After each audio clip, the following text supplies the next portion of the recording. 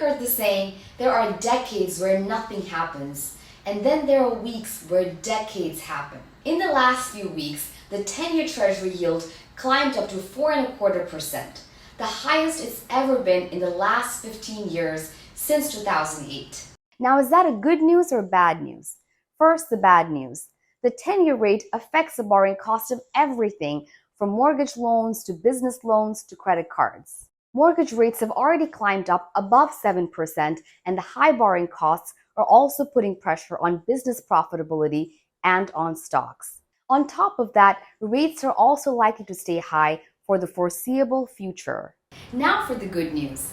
On the flip side of all of this, the relationship between stocks and bonds has finally been restored to how it was before the era of cheap money muddled everything. Stocks are no longer the only game in town. Bonds are also giving some returns as opposed to almost zero.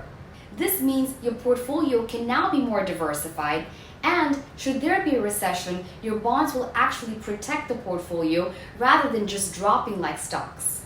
Now, does that mean you should abandon stocks and just invest in bonds or CDs?